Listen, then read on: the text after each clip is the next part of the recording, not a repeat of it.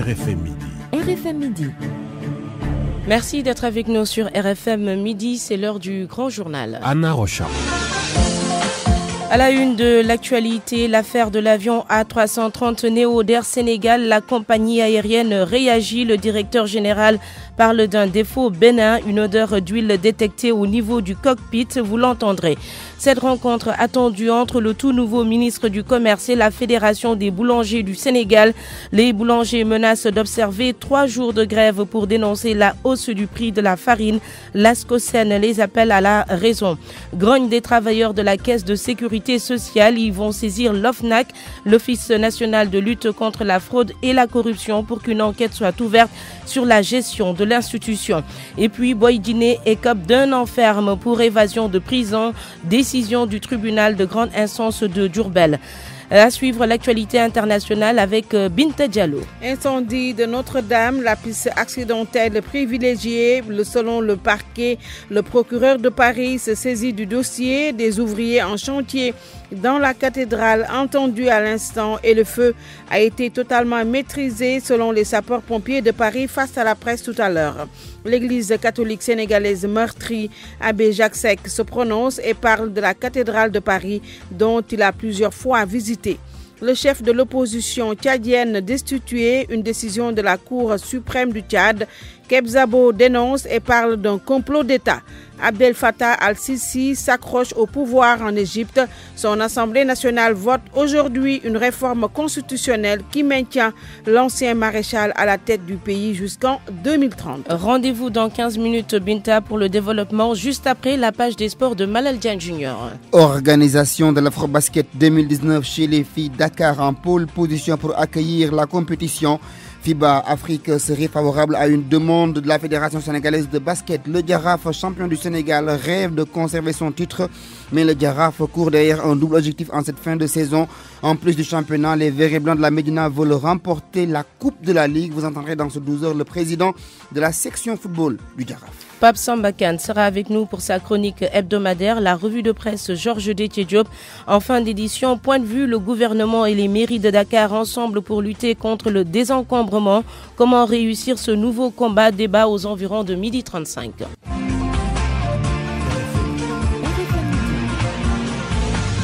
Anna Rocha. Bonjour à tous. L'avion A330 Neo d'Air Sénégal n'a pas connu de panne dimanche dernier. Un défaut bénin détecté au niveau du cockpit a obligé la compagnie à changer d'appareil pour effectuer le vol Paris-Dakar. Ce sont les précisions du directeur général d'Air Sénégal. Selon Philippe Beaune, ça arrive même aux avions neufs. Il est interrogé par Georges Déthié Diop. Rien de grave. Ce qui s'est passé, c'est que nous avons eu ce qu'on appelle un défaut, tout simplement un défaut qui a été signalé. Et ce défaut était une odeur modérée d'huile au niveau du cockpit et au niveau de la partie arrière de l'appareil. Simplement une odeur. Et donc cette odeur modérée s'était déjà produite à plusieurs reprises sur ce type d'avion. C'est tout à fait bénin. Hein. Techniquement, l'avion pouvait voler. D'ailleurs, il a volé. Mais voilà, dans le doute, on ne prend jamais le moindre risque. Si ça avait été une panne, il n'aurait pas volé. Donc c'est un défaut. Ça arrive sur beaucoup de types d'avions. Et en fait, paradoxalement, surtout sur les avions neufs. Vous savez, un avion neuf, c'est comme une voiture. Il faut un peu une période de rodage, entre guillemets. Et donc, dans ces cas-là, on pose la question, est-ce que c'est un problème moteur? Est-ce que c'est un problème avec l'APU? Et donc, on procède à toute une série de tests pour éliminer les probabilités de panne. Et c'est ce qui a été fait dans les heures de la journée, ce qui a permis, in fine, donc de faire voler l'appareil. Pour être encore plus précis, ça requiert ensuite des tests moteurs techniques et le changement d'un joint, qui est tout à fait bénin. Mais pour des raisons techniques, on ne pouvait pas faire cette modification d'un changement de joint à DSS, parce qu'il n'y a pas les compétences techniques ici. Et donc, il a fallu remonter de toute façon l'avion sur Paris. Et à l'instant où je vous parle, j'attends le résultat moteur test technique. On va savoir si on peut voler, s'il revole demain. Normalement, on est bon, mais on attendait la pièce tout simplement. Enfin. Est-ce qu'on ne peut pas dire que la mise en service de ce nouvel appareil d'Air Sénégal a été précipitée? Non, pour une raison très simple, c'est que on a mis en service l'avion comme tous les avions neufs sont mis en service dans toutes les compagnies aériennes du monde. Après, c'est des questions statistiques. D'ailleurs, on a eu, depuis qu'il est en opération le 9 mars, une régularité absolue de vol, sans aucun problème. Là, une fois encore, il s'agit d'une alerte. Et nous appliquons le principe de précaution. Il est 12h05. Merci de suivre le grand journal sur RFM. RFM, la radio de toute l'actualité. L'actualité judiciaire, Modou Fall Boy-Djiné écope finalement d'1 an de prison ferme, décision du tribunal de grande instance de Diourbel. Il était poursuivi pour évasion de prison, compte rendu d'audience. Babacar Diouf. Sa peine est déjà couverte. Le tribunal l'a condamné à 1 an de prison ferme. Modou Fall, alias Boy-Djiné, s'était évadé de la maison d'arrêt et de correction de Diourbel il y a aujourd'hui 3 ans. Il vient d'écoper d'1 an de prison ferme. Son acolyte Moustapha Sow est condamné à 8 mois de prison. Tous deux devraient pouvoir sortir de prison s'ils n'étaient poursuivis que du délit d'évasion. Une peine en deçà du réquisitoire du procureur de la République qui avait sollicité une peine de 2 ans ferme lors de l'audience. Audience au cours de laquelle le prévenu Modou Fall avait mis à nu les conditions difficiles de sa détention. Devant la barre, Modou Fall avait dénoncé les conditions inhumaines que vivent les détenus dans les prisons. Diourbel, RFM, Babacar Diouf. Le verdict cette fois-ci de l'affaire de la place publique de Mbour. Le juge n'a pas ordonné l'arrêt des travaux des cantines comme souhaité par les jeunes. Il demande plutôt au maire de fournir les documents relatifs à la délibération et à l'appel d'offres. Les précisions d'Abdourahmane Diallo. Sur les 5 points réclamés par les jeunes de Mbour, le juge leur a accordé les 4. Pape Moussa Saliou Gueye, conseiller juridique du mouvement Mbour Justice. On lui a demandé de nous présenter l'autorisation de construire. On lui a demandé de nous donner l'appel d'offres. On lui a demandé de nous produire le document justifiant que le site n'impacte pas l'environnement. On lui a demandé de nous donner aussi la délibération qui est un acte administratif qu'on peut attaquer devant les juridictions compétentes pour illégalité ou pour annulation. Ensuite, verser une somme d'astreinte s'il n'arrive pas à sortir les documents dans les délais impartis. Mais le point essentiel, qui est l'arrêt des travaux, n'a pas été ordonné par le juge. Même si le juge, dans une certaine mesure, ne demande pas à ce que les travaux soient arrêtés, forcément ils seront arrêtés du moment où il faut que les dossiers qui justifient ces travaux-là soient mis sur la table. Vu que les conseillers des 2 parties étaient absents lors du verdict, donc on ignore la suite à donner à cette affaire de la place publique de Mbour. A rappelé que le maire de Mbour érige des cantines sur cette place et compte délocaliser le jardin public devant le stade Caroline Faye. RFM Mbour. Abdourahmane Diallo. Aminata Assome Diatta au front 24 heures après sa prise de fonction. La ministre du Commerce doit rencontrer cet après-midi la Fédération des boulangers du Sénégal. Cela fait suite à la grève annoncée pour 72 heures. Les boulangers dénoncent l'augmentation du prix de la farine. L'association consumériste Ascosen espère une solution à l'issue de cette rencontre. Elle appelle les boulangers à la raison. Le vice-président de l'Ascosen, Momatissé, était l'invité d'RFM Matin. On l'écoute. Le secteur a été déréglé pendant un certain moment parce que les meuniers se faisaient la guerre. Et le sac de farine qui était homologué à 18 000 est passé à 13 500. Et les boulangers, au lieu de faire des investissements ou bien de retourner cette manne financière en poids et en qualité du pain, ont préféré donner plus que la marge fixée aux distributeurs. Maintenant que la donne a changé, le marché international n'est plus favorable aux meuniers, le sac est devenu à 18 000 francs. Donc, la solution réside tout simplement dans le fait qu'une fédération comporte beaucoup d'entités. Il va falloir que ces acteurs-là se réunissent et se disent la vérité. La situation a changé, nous devons revenir à l'orthodoxie. L'orthodoxie qui était la fixation à 10% de la marge aux bénéficiaires. La fonction de distribution est une fonction qu'on rémunère. Une solution va être trouvée parce que je connais bien le président de la fédération et quand on entend ces interventions en filigrane, tous ces acteurs-là ont impliqué le secteur de la distribution. Et dans une région comme Kédougou, la plupart des boulangeries rencontrent des difficultés pour produire du pain au quotidien. La hausse du prix de la farine est venue s'ajouter aux problèmes déjà nombreux. Avec cette situation, certaines boulangeries risquent tout simplement de déposer le bilan, nous dit Ibrahima Djabakhate. La hausse annoncée des prix du pain n'agrée pas les consommateurs de la région de Kédougou. Ils rejettent toute idée allant dans le sens de l'augmentation du prix de la baguette de pain. Aliou Sidibé est le président de l'Ascosen de Kédougou. Nous, notre avis ne serait pas favorable à une augmentation du prix du pain parce que nous savons que les Sénégalais véritablement souffrent. Aujourd'hui, déjà, la baguette coûte 150 francs. Si on augmentait le prix du pain dans des grandes maisons, cela va sans dire qu'il y aura beaucoup de difficultés. difficultés pour que les gens puissent au moins assurer le prix du pain à leur famille. Je pense que je ne souhaite même pas d'ailleurs qu'il y ait une augmentation. Du côté des boulangers, une telle éventualité n'est pas à écarter à cause de la flambée des prix de la farine. Mohamed Khan est le porte-parole des boulangers. Les plus grands problèmes sont, comme tout le monde le sait, la cherté de la farine, les autres produits. Mais ce qui est plus grave, c'est la farine. Le prix est trop cher. On n'arrive pas à ça par rapport au prix du pain qu'on vend ici à Kédougou, qui est à 150 francs. Et le transport aussi, qui est trop cher. Franchement, si on ne trouve pas des solutions, on n'arrivera pas à s'en sortir. Ici, pour autant, je vous le dis, beaucoup de boulangeries vont disparaître. Pour l'heure, beaucoup de boulangeries ont préféré arrêter leur production à cause des difficultés financières. Les quelques rares boulangeries qui résistent encore vendent la baguette de pain de 190 grammes à 150 francs CFA. Ibrahima Diabakhate, Kédougou, RFM. RFM 94.0, la radio en puissance. 11h, direction Saint-Louis à l'Institut Polytechnique de l'Université Gaston Berger. Le collectif des délégués a décrété une semaine sans cours. Les étudiants sont très remontés contre l'administration.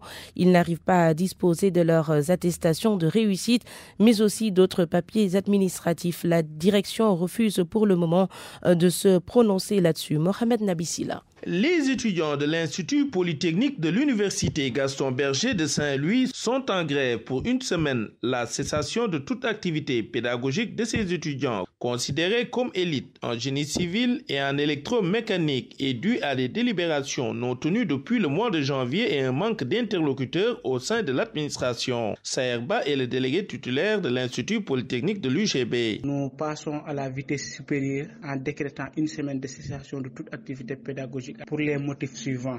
Une administration irresponsable, des querelles de l'administration devant les étudiants, une administration mal organisée. Si l'étudiant a un problème, il ne sait même pas vers qui se diriger pour retirer son relevé, pour retirer son attestation, même pour déposer une autorisation, l'administration ne sait pas là où se diriger. Et les étudiants en souffrent beaucoup. C'est le moment que l'autorité prenne ses responsabilités. Interpellé, le directeur nous a signifié qu'il ne souhaite pas se prononcer sur cette crise qui gangrène l'Institut Polytechnique qu'il dirige. RFM Saint-Louis, Mohamed Nabissila. Et je vous rappelle que la présidente du Haut Conseil du dialogue social est attendue cet après-midi à l'Université Gaston Berger de Saint-Louis. Innocence Tamdiaye va rencontrer les différents acteurs après les violences de mercredi dernier.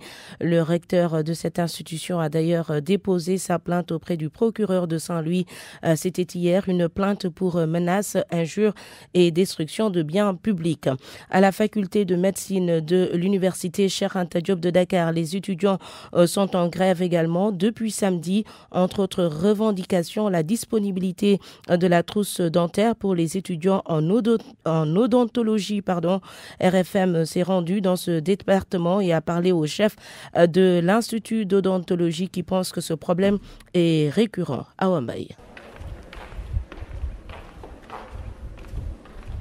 Département d'odontologie de la faculté de médecine. Les couloirs sont vides, les salles de cours et de soins fermées à clé. Aucune activité pédagogique ce matin. Juste quelques professeurs sont dans leur bureau, profitant du calme pour travailler sur quelques dossiers. Le professeur Henri-Michel Benoît est le chef du département d'odontologie de la faculté de médecine de l'université Cheikh Anta Diop de Dakar. Il précise que la disponibilité des trousses dentaires décriées par les étudiants relève de la responsabilité du ministre de l'enseignement supérieur. Le département d'odonto s'occupe plutôt de l'expression des besoins et le document est envoyé depuis l'année dernière. Donc l'expression des besoins est faite au 31 janvier de l'année qui précède la rentrée suivante.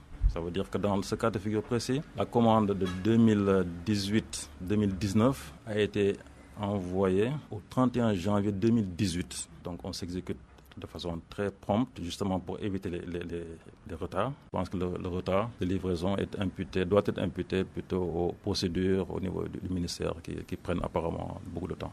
En tant qu'enseignant, le professeur Henri-Michel Benoît trouve capital cette trousse dentaire. Donc ce trousseau, il est important parce que c'est ce qui permet à l'étudiant de faire son apprentissage par des travaux pratiques, un apprentissage préclinique qui va lui permettre par la suite de pouvoir prendre en charge les malades.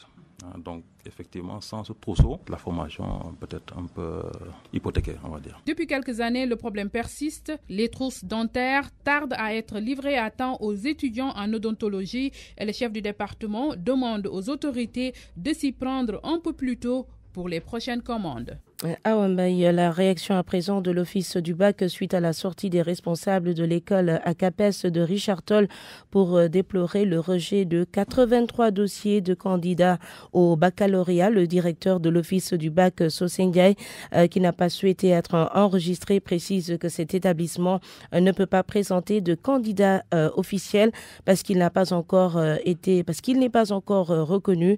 Mais cette école peut cependant présenter des candidats individuels ou des candidats libres, ajoute le patron de l'Office du bac. Je vous le disais en titre, les travailleurs de la Caisse de sécurité sociale dénoncent le manque de transparence dans la gestion de l'institution. Ils parlent de gestion gabégique de l'actuel directeur général.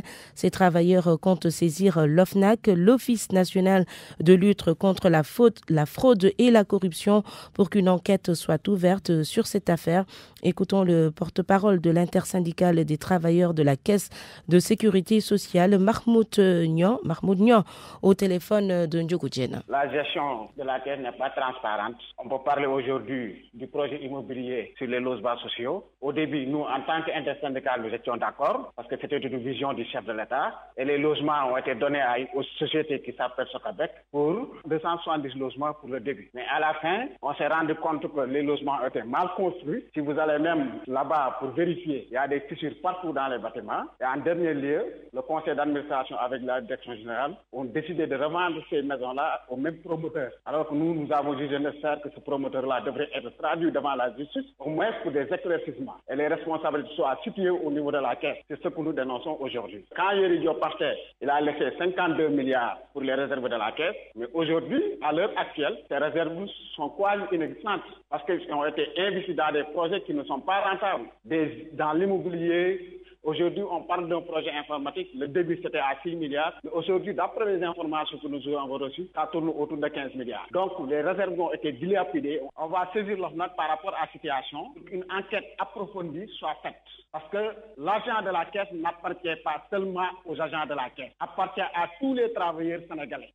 Et une enquête soit faite pour situer les responsables. Nos tentatives d'avoir la réaction du directeur général de la Caisse de sécurité sociale, Hassan Soumaré, sont jusque-là restées vaines. Son téléphone sonne toujours dans le vide.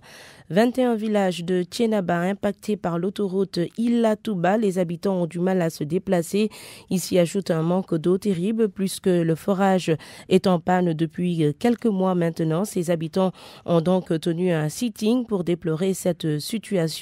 Thiénaba, c'est dans la région de Thiès où nous retrouvons Cheikh Anta Diop. Plus de 21 villages de la commune de Thiénaba sont dans le désarroi. Mbayen, Kër Malick Dieng, Mbalen, Kër Yoro Sadio, entre autres. Il est extrêmement difficile pour ces populations de rallier le chef-lieu de la commune depuis l'érection de l'autoroute Ila-Touba. L'accès est rendu très difficile dans ces localités. Ousseynou Sow, porte-parole des populations. L'autoroute Ila-Touba sépare la commune rurale de Thiénaba en deux parties. Des villages qui étaient faciles à l'accès, mais aujourd'hui, de part et d'autre de l'autoroute Ila-Touba, nous avons énormément de problèmes. Il y a un seul issue qui est le passage de Mbayen. La commune rurale de Thiénaba s'étend au moins sur plus de 40 km. Les villages qui ne se trouvent pas sur le passage de Mbayen sont dans des problèmes. Ils ne peuvent pas traverser l'autoroute Ila-Touba. Nous voulons une satisfaction. Le désenclavement de cette zone et l'électrification constituent une priorité pour ces populations.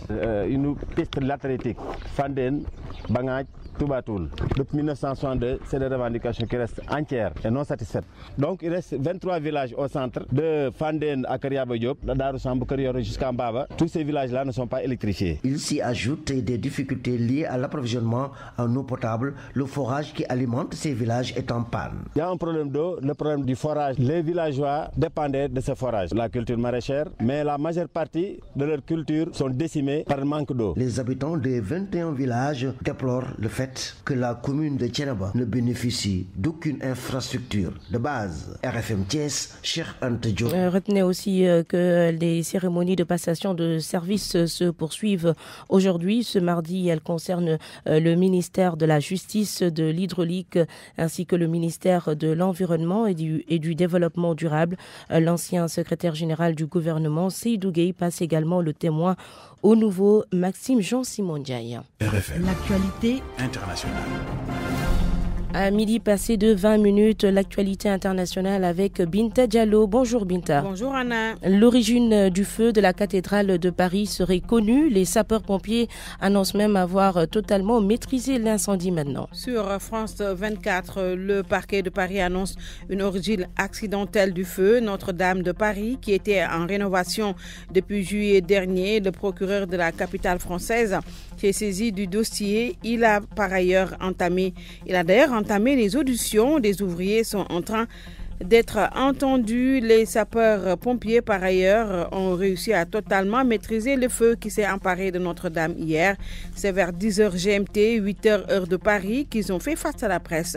Le point avec Jean-Paul Ndour. Le feu est parti de la charpente de la cathédrale, puis s'est propagé extrêmement vite à une grande partie du toit. Le parquet de Paris a ouvert une enquête pour destruction involontaire par incendie. La piste d'un départ de feu accidentel depuis le chantier en cours sur le toit de la cathédrale retient l'attention des enquêteurs. À l'état des investigations, précise une source proche du dossier. Les ouvriers du chantier ont été entendus dans la nuit par les enquêteurs. Selon le parquet, il a fallu 400 pompiers avec 18 lances à incendie pour circonscrire au plus vite les flammes. Restaurer ce bâtiment va nécessiter plusieurs années de travaux, estime le nouveau président de la Conférence des évêques de France, Éric de Moulin-Beaufort. La famille Pinault, l'une des plus riches de France, a annoncé débloquer plus de 65 milliards de francs CFA. Le groupe Moet Hennessy Louis Vuitton et la famille Arnault annoncent un don de plus de 130 milliards de francs CFA pour la reconstruction de la cathédrale Notre-Dame de Paris.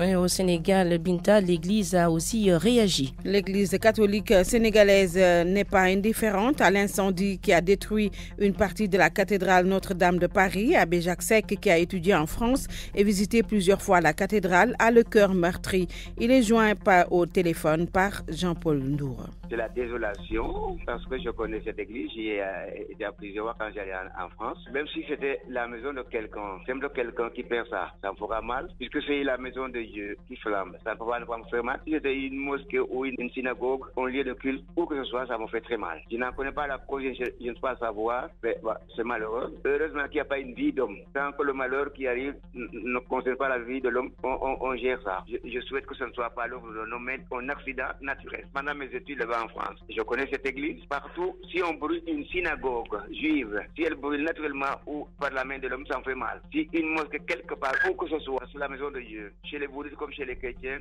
si on touche la maison de Dieu involontairement, moi je suis concerné. Donc je trouve que c'est malheureux pour moi. C'est dommage parce que je connaissais ce lieu. Pendant mes études menées à Paris, j'y allais moi-même. C'est dommage. Le Saint-Siège a prié ce matin pour les catholiques de France et pour les Parisiens sous le choc, a tweeté le directeur de la salle de presse du Vatican. Pendant ce temps, les bonnes volontés rivalisent pour la reconstruction de la cathédrale après la famille Pinault qui détient le groupe de luxe Kering avec 65 milliards de promesses de dons. C'est à la famille Arnault et le groupe LVMH d'annoncer 130 milliards de francs CFA de dons. Le groupe LVMH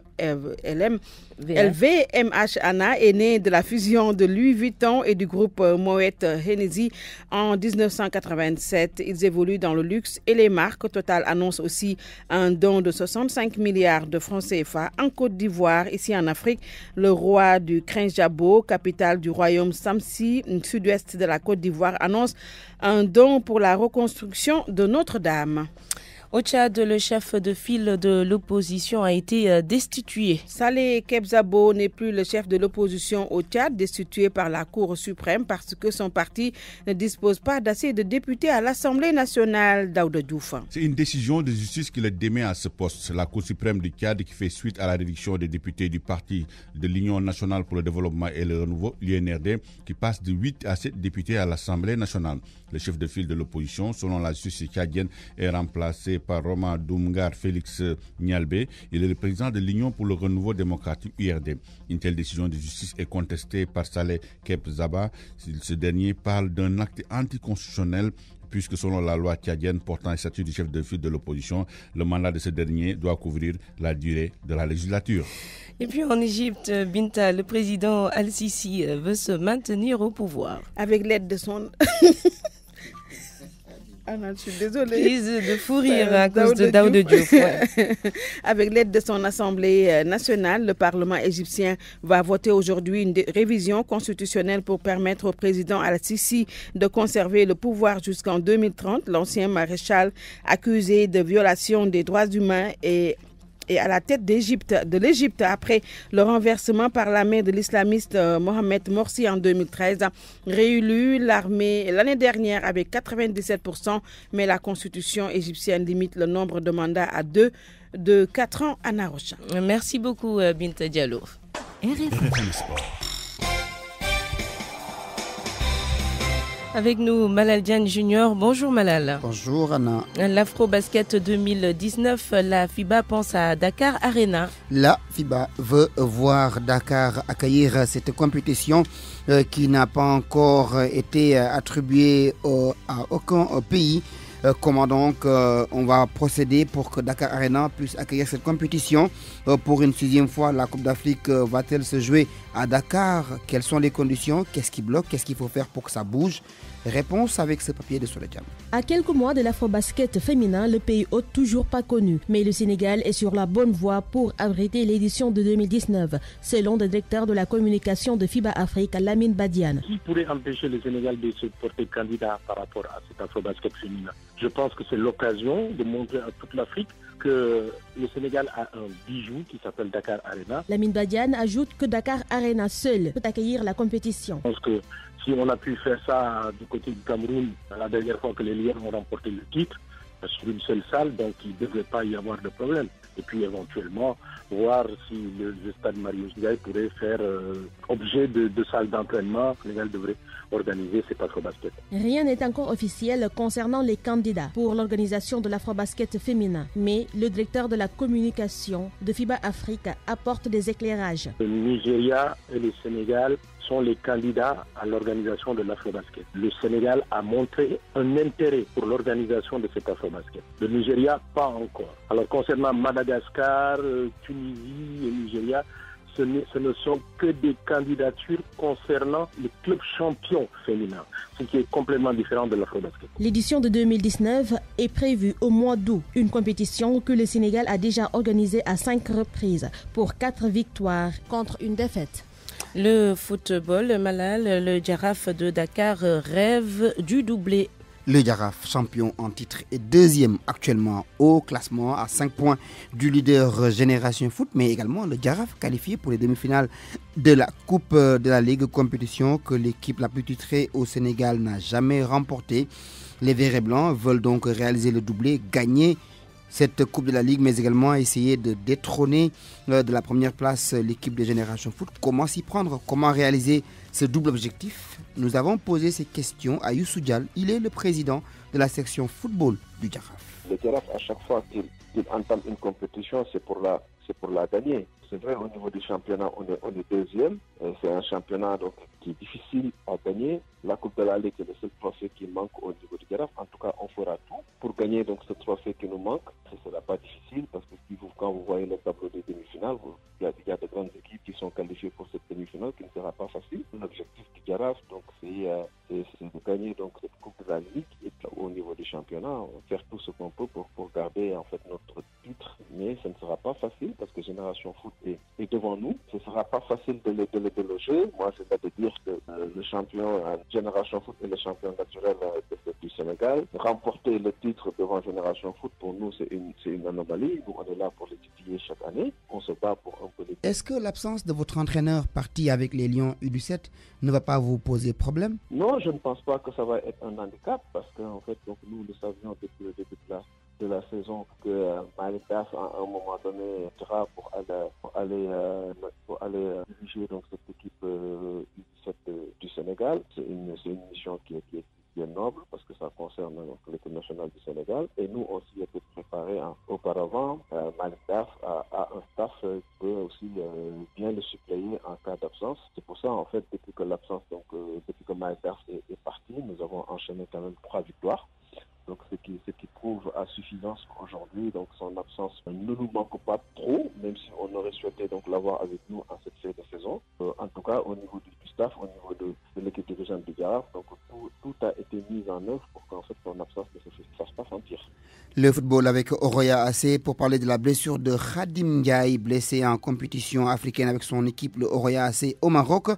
L'international sénégalais a été opéré avec succès. Il devra être indisponible au moins pendant 6 mois pour sa rééducation. Sadio Mané, capitaine de l'équipe nationale du Sénégal, lui a promis de l'amener en Angleterre pour sa phase de rééducation en Angleterre. L'international sénégalais de Liverpool a également promis de prendre en charge tous les frais y afférents.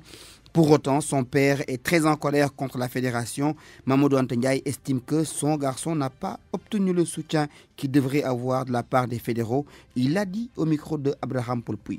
Ces compatriotes de l'équipe nationale ont réagi. Ils ont tous appelé, ils ont tous réagi, ils ont tous mis ça dans l'internet. Ils ont promis même des soutiens comme Sadio Mané qui promet même de prendre sa charge en Angleterre, comme Idrissa Gana Gueye, Karabou, tous ils ont réagi, Cheikh Kouyaté, ils ont réagi. Ils ont partagé la douleur, la peine, parce que Khadim était un animateur du groupe de la tanière. Des doyens, mais il était aussi ouvert à tout le monde.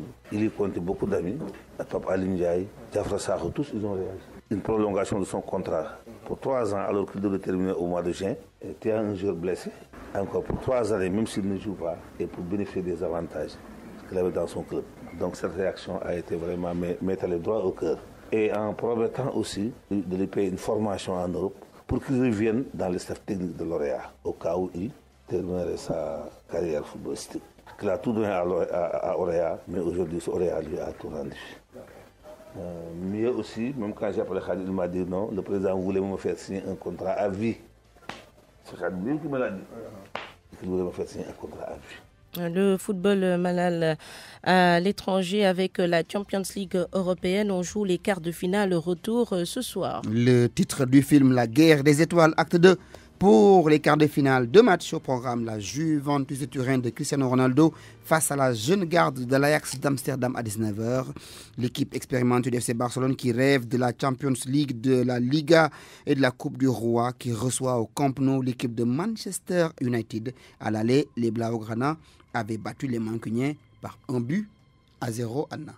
À suivre en direct ou pas sur RFM? Il faut payer pour ça. Et qui paye? Qui paye, Malal? Hein? Qui paye? Hassan, pourquoi pas? Il faut lui demander alors. Voilà. Merci beaucoup, Malal Diagne Junior. Prochain journal des sports dans l'édition d'information de 13h. RFM, la chronique du jour. Nous sommes mardi, la chronique de PSK. Si on devait donner un titre à Roland satirique à la présente chronique, ce serait Macky Sall trompe énormément. En annonçant la suppression du poste de Premier ministre de la nomenclature institutionnelle du pays et donc les réformes qui vont forcément avec et à la surprise générale, y compris dans son entourage proche, le président de la République avait pris tout le monde de court. D'abord, personne ne s'attendait à pareil rebondissement dans le cours tranquillement lisse de son compagnonnage avec Abdallah Dionne qui, aujourd'hui, scie avec un grand sourire la branche sur laquelle il est lui-même assis. Mais laissons les images de bande dessinée. Cette affaire est sérieuse et pose d'innombrables questions qui ne sont pas que techniques. D'abord, je veux dire juridiques, comme le débat public né autour semble vouloir l'accréditer. Va-t-il falloir réformer tant d'articles de la Constitution? Serons-nous encore en régime parlementaire, etc. Ces questions sont loin d'être essentielles aujourd'hui, dans un contexte de second et dernier mandat, quand on sait, et c'est humain, que le président Sall ne pourrait être indifférent à qui lui succéderait. Or, c'est là que l'affaire se complique. Des justifications qui, semble-t-il, sont derrière la décision politique lourde de conséquences imprévisibles, 2 sont en train de prendre des allures officielles. 1, plus d'efficacité dans la gestion des dossiers de l'État. 2, étouffement dans l'œuf des querelles dans le clan pour la succession du chef.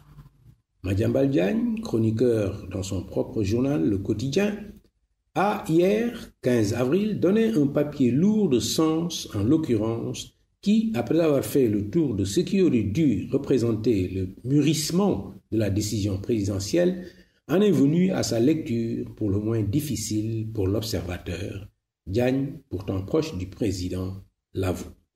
Qu'il se rassure, il n'est pas le seul. D'ailleurs, dans son propre journal, reprenant l'émission Objection donc, le professeur Abdoulaye Dieye est catégorique sur la suppression du poste de Premier ministre. Je le cite. On ne trouve pas d'explication sur sa pertinence. Le papier de l'éditorialiste du quotidien est doublement utile cependant. 1. Madiambal conforte tout le monde dans le sentiment qu'il ne faut pas chercher à comprendre cette histoire et que ce que le président entend dans ses réformes, lui seul, Macky Sall, l'entend vraiment. 2. Diagne soutient parfaitement bien sa suggestion qui ne repose pas sur rien. Car l'argument de la gestion sans frein ni ralentisseur des dossiers de l'État justifierait la suppression du poste de John, le confrère l'a réduit assez justement dans le dernier paragraphe de son texte par, entre autres, cette formule lapidaire, je le cite. Un Premier ministre comme Mohamed John accepterait même de ne pas ouvrir son propre courrier si le chef de l'État le lui demandait. Fin de citation. Sur la question des querelles de succession, suite donc à une kyrielle de questions fort sensées qu'on pourrait résumer par « Pourquoi chercher à brider les ambitions chez ses propres poulains ?» Diagne conclut en soutenant que la conséquence de ce projet politique sera que lorsque dans son propre camp, Macky Sall aura fini de contraindre ses hommes à faire profil bas et à brider leurs ambitions, dans l'opposition, les candidats potentiels vont se déployer, libérer les leurs d'ambition et ainsi prendre une avance certaine sur leurs concurrents issus des rangs du pouvoir. Ça se tient absolument. Seulement, il faut en être d'accord, si Macky Sall n'est pas le Florentin Nicolas, il n'est pas non plus un étourdi politique. C'est d'ailleurs tout le contraire qu'il nous montre depuis plus de 7 ans maintenant. Et donc, il faut attendre que le tour de passe-passe, j'allais dire, passe. Que le tour alors prenne fin. Parce que là, on est en pleine représentation. Et pour rester dans la métaphore du prestidigitateur, comme toujours avec ces gens-là, notre attention est focalisée sur cette histoire de Premier ministre un peu trop, alors que Macky aura en même temps viré, pour parler comme la presse aujourd'hui, tous ses ministres sans portefeuille et conseillers de la présidence. Avec ce gouvernement qui n'a pas fini de réajuster, j'en prends le pari, il y a un puzzle épars à reconstituer et toutes les pièces sont entre les mains de Macky Sall. Pour l'heure, parce qu'on est en politique où rien n'est jamais gagné d'avance. RFM, la presse du jour. Oumou, leader distribution équipement, est le partenaire idéal pour vos besoins en équipement informatique. Matériel et consommables informatiques, télésurveillance, solutions d'impression, cloud computing, virtualisation, tableau interactif, équipement de télémédecine, système de détection haute technologie, data center. Nous avons la solution pour vous satisfaire au mieux. Avec une expérience de plus de 15 ans dans le domaine d'éthique, Oumou est le partenaire privilégié des plus grandes marques au monde comme Dell, HP, Windows, Apple, Lenovo, Rizzo, Lexmark. Oumou, on avance ensemble. Oumou Informatique vous offre votre revue de presse. La revue de presse de Georges Détié-Diop. Fast Track quand tu nous tiens. Même le secrétariat exécutif national de l'APR s'y met. Le Soleil fait état d'une réunion très courte en mode Fast Track. C'était hier. Le quotidien gouvernemental en rend compte et parle d'informations exclusives. Seulement, presque tous les journaux traitent du même sujet ce matin.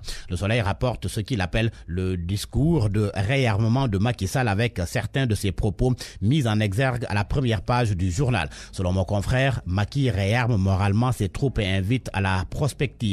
Il a aussi annoncé pour bientôt le processus de structuration de l'APR. Ce n'est pas tout. L'Observateur nous apprend que Macky Sall est monté au créneau.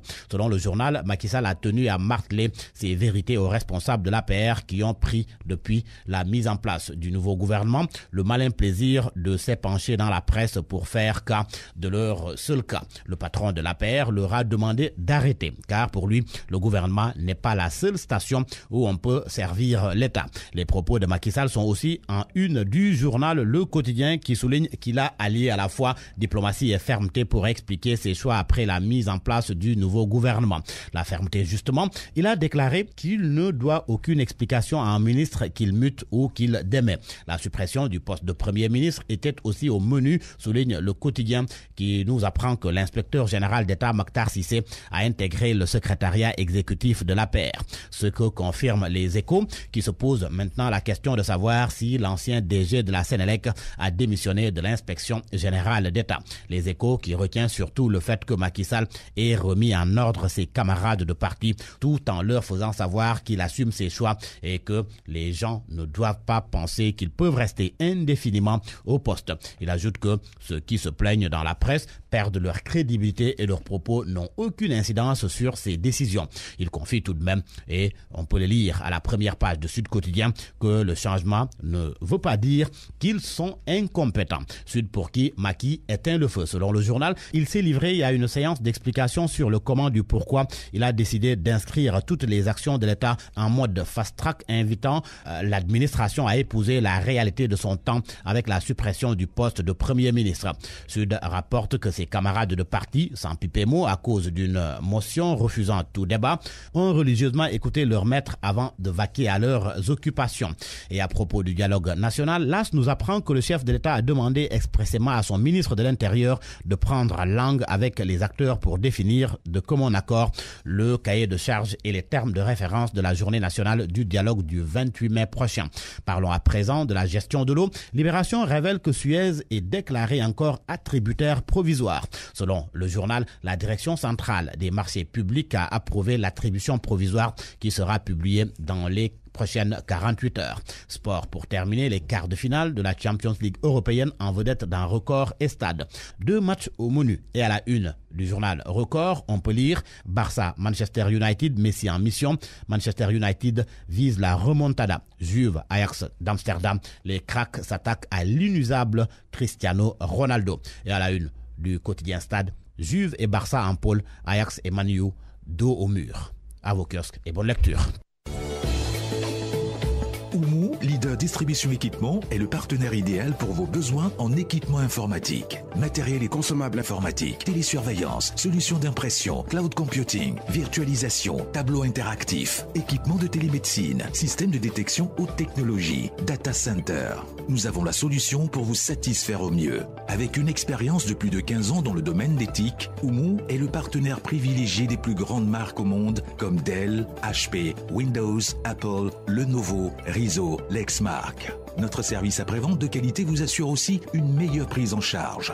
Venez vite visiter notre showroom sur l'avenue Blaise Diagne, en face d'Outasek ou au point E, boulevard de l'Est, angle 2 bis. Ou appelez-nous au 33 889 88 14. Site internet www.oumouinformatique.com. Oumou, on avance ensemble. Oumou Informatique vous a offert votre revue de presse. Point de vue. Regard croisé sur l'actualité du jour. On y est à midi passé de 42 minutes. On a moins de 5 minutes pour cette rubrique en ligne avec nous. Salut Sambou, bonjour. Vous êtes ancien gouverneur de la région de Dakar, également avec nous, Cherguei, géographe, urbaniste chargé de prospective et stratégie à l'ONG Enda Tiers-Monde. Bonjour Cherguei. Bonjour Anna. Alors, le gouverneur Sambou, chaque année un peu, les autorités tentent de désencombrer la capitale, apparemment sans succès, puisque Dakar est toujours inondé de déchets. Pourquoi ça bloque? Mais ça bloque parce que nécessairement, il y a eu certains problèmes. Parce qu'il y a d'abord, il faut qu'il y ait des moyens, et ensuite, il faut qu'il y ait une volonté politique bien affichée. Il faut que ce soit les gens qui veulent ça, parce que aussi, il faut nécessairement une communication et une organisation bien faite. En réalité, parce que chaque fois qu'on essaie de faire des déguerpissements, les gens qui vous répondent avec une litanie qui est toujours la même, ça veut dire dañuy daan suñuy liggéey. Dañuy daan suñu waaw. Dañuy daan suñu doole. waaw dañ daan suñu doole moi je répondais que je leur disais même sàcc bi daa doon jaay dooleem parce que day sàcc pour doomam donc daan dooleem mais am na li nga xam ne je crois que c'est ça qu'il faut retenir. Ça veut dire que il y a des choses qui sont bien, il y a des choses qui ne sont pas bien. On vit en société. Il faut nécessairement que le bien public soit préservé. Et c'est dans cette perspective qu'il faut informer les gens, communiquer beaucoup et leur expliquer. Parce que ce n'est pas une question de bagarre, ce n'est pas une question de bataille pour vaincre. Il faut nécessairement, au lieu de vaincre, mais convaincre. Ça veut dire que vous arrivez à faire comprendre à votre intellectuel que c'est le bien de tous. Parce que ne pensez pas à votre bien personnel. Il faut nécessairement penser à tout le monde. On va donner rapidement... accepter de saigner pour quand même la vie publique et puis l'intérêt général. Cher Gueye, vous qui êtes urbaniste, est-ce que pour vous, il y a un problème de suivi dans ces opérations de désencombrement? Oui, bien sûr qu'il y a un problème de suivi. Ce n'est pas nouveau le fait qu'on pose cette problématique. Les autorités publiques n'en sont pas à leur première tentative aussi. Ce qui est nouveau ici, c'est la solennité et la détermination avec laquelle le président de la République a déclamé cette nouvelle volonté. Et je pense qu'il y a d'abord un problème structurel. La capitale du Sénégal, c'est seulement 0,3% du territoire national. Il y a des densités qui tournent autour de 5000 habitants au kilomètre carré et 25% de la population sénégalaise. Donc on ne peut pas avoir une ville comme ça et surtout avoir un déficit aussi structurel en termes d'organisation, en termes de lignes directrices, d'urbanisation et avoir un résultat autre que celui-ci. Donc congestion, vieillissement du parc automobilier, mais surtout le fait que les trottoirs sont complètement occupés par par tout le monde en même temps dans un désordre incroyable. Mais est-ce que cette fois-ci, cher Gueye, culturel est un marqueur de nos villes. C'est-à-dire que on ne peut pas aller dans une ville en Afrique sans trouver un peu les mêmes phénomènes. Oui, on n'a plus beaucoup de temps, malheureusement. Juste en quelques secondes, est-ce que pour vous, avec l'appel du chef de l'État et sa vision zéro déchet, est-ce que cette fois-ci, ce sera la bonne, cette opération de désencombrement annoncée hier? Moi, je n'y crois pas trop parce que je crois qu'il aurait fallu sans doute préparer le terrain, travailler avec tous les acteurs, les convaincre, comme vient de dire M. Sambou, et aussi préparer les gens à aller quelque part ailleurs. Faire de la sensibilisation. Juste les sanctionner. Sanctionner les pratiques. On ne peut pas juste faire ça. Il faut aussi l'associer à d'autres démarches, d'autres méthodes, ce qui me semble aujourd'hui pas la voie que l'État est en train de tracer. Merci. Merci beaucoup, cher Gueye. On poursuit le débat tout à l'heure dans l'édition d'information en Wolof. Midi 47, ce sera tout à l'heure à 13h avec Ndiogu Diène qui a réalisé cette édition d'information. Merci à Abdoulaye Diop à la mise en onde. Merci également au gouverneur. Salut Sambou, ancien gouverneur.